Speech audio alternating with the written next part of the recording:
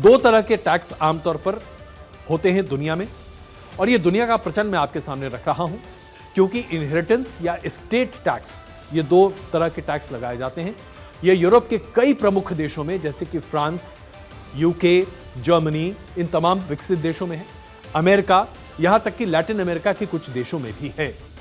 इसका मतलब होता है इनहेरिटेंस टैक्स का मतलब कि अगर आपके पास चल संपत्ति यानी कि आपने स्टॉक्स, बैंक डिपॉजिट या तमाम इस तरह की चीजें इनहेरिट की अपने पिताजी से, तो फिर आपको इस पर एक तय रकम देनी पड़ती है।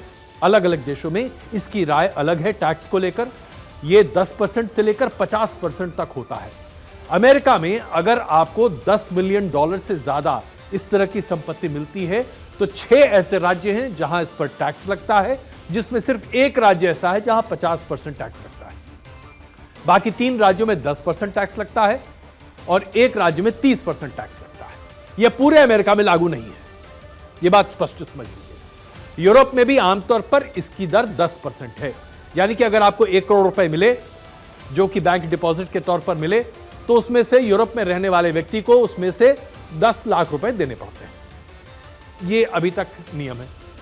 उसके बाद स्टेट टैक्स। स्टेट टैक्स का मतलब अचल संपत्ति। अगर आपको जमीन मिली, आपको बिजनेस मिला, इनहेरिटेंस मिला, उस पर एक टैक्स की दर अलग होती है जो कि आमतौर पर व्यवसाय के आधार पर होती है, जो कि 10% से 25% तक अलग अलग देशों में है। इस तरीके का टैक्स लगाया जाता है और यह देश कई देशों में प्रचलित है, लेकिन भारत में यह मौजूदा स्थिति में लागू नहीं है। लेकिन क्या भारत में यह मौजूदा स्थिति में जो लागू नहीं है हमेशा से रहा है? जी नहीं, ऐसा नहीं था। और यह आपके लिए समझना बहुत महत्वपूर्ण है कि ऐसा क्यों नहीं था। आजाद जब हिंदुस्तान हुआ 1947 में, उस वक्त पंडित नेहरू और उनके साथ साथ कैबिनेट को यह लगा कि जो बड़े बिजनेसमैन हैं उनके पास बहुत ज्यादा संपत्ति है और बहुतायत देश के नागरिक बहुत गरीब हैं। इसलिए गांधी जी की जो एक फिलॉसफी थी that you are the trustee of your wealth, और देश की सारी संपदा कुछ लोगों के पास सीमित है लेकिन वो ट्रस्टी हैं। ट्रस्टी का मतलब मैं आप कस्टोडियन के तौर पर हैं, आप उसकी देखभाल कर रहे हैं, क्योंकि वो दरअसल आपकी जो संपत्ति है वो पूरे देश की है।